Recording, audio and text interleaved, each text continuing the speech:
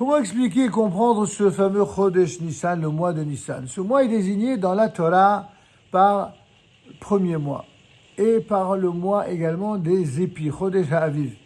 Dans les hagiographes, c'est-à-dire la partie Ketuvim du Tanakh, dans les hagiographes, il est appelé mois de Nissan.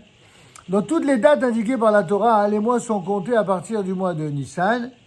Et ce nom de Nissan, qui est d'origine babylonienne, est peut-être dérivé de Nissan, une fleur, comme on le voit dans le Shirachirim. Les fleurs se montrent sur la terre. Rappelons que l'institution du mois supplémentaire dans les années intercalaires, comme c'est le cas cette année, se fait selon une vieille tradition dans le mois qui précède le mois de Nissan, afin que Nissan soit toujours le mois du Aviv, c'est-à-dire le mois du printemps. Le signe du zodiaque pour le mois de Nissan, c'est le bélier. On peut y voir évidemment une allusion à l'agneau pascal, offert en ce mois de Nissan. Rappelons ce que les Égyptiens d'alors s'inspiraient de ce signe et en firent une de leurs divinités. Aussi, lorsque le Saint béni soit-il ordonna à son peuple de sacrifier un agneau, il le leur dit dans les termes suivants: choisissez et prenez chacun du menu bétail. Mishrou ukhru lachem son.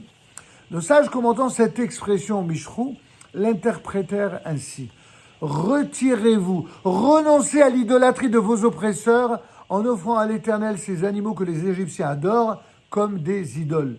Vous pouvez ainsi vérifier la référence dans Shemot là-bas au chapitre 16.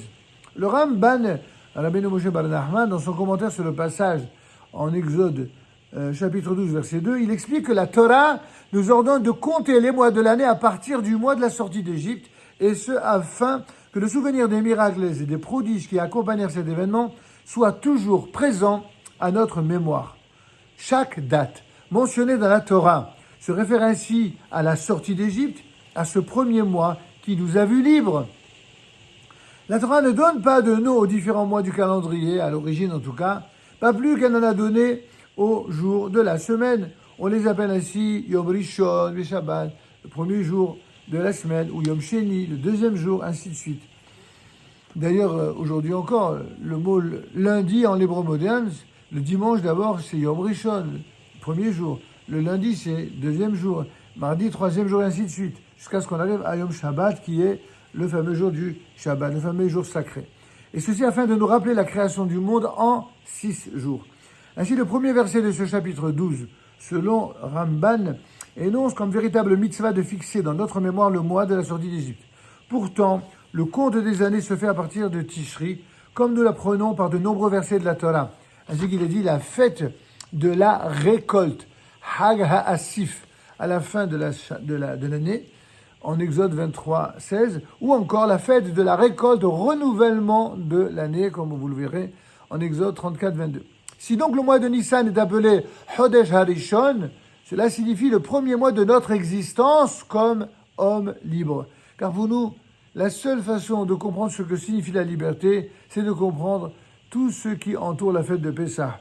Il y a lieu de ne pas désigner par des chiffres en écrivant une date selon le calendrier classique civil, les mois de l'année comme janvier, février, etc., mais de dater en énonçant le nom du mois. Seuls les mois de l'année juive doivent porter des numéros. C'est ainsi que nous enseignent nos sages dans la tradition. Notons quand même qu'il y a malgré tout, même dans les mois grégoriens, une trace des calendriers hébreux anciens, puisque nous parlons de Pessah. Souvenez-vous tout de même que pour le mois de Tishri, qui est un des mois les plus connus de l'année, qui est le mois d'après le calendrier qui commence à Nissan, le mois de Tishri, c'est le 7e mois. Et bien le 7e mois, c'est toujours le mois hébraïque où tombe le mois de septembre dans le calendrier grégorien. D'accord ? En effet, septembre, c'est le 7e mois d'après la tradition hébraïque.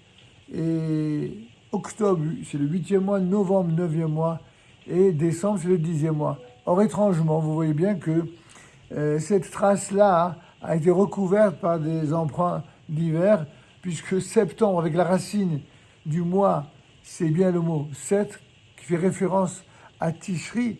Eh bien, en vérité, dans le nouveau calendrier grégorien, c'est pas le 7e, mais le 9e, et ainsi de suite pour octobre, novembre, décembre. C'est bien pour montrer, si besoin était, que l'origine hébraïque se retrouve même dans le calendrier lorsque ces années ont subi différents changements.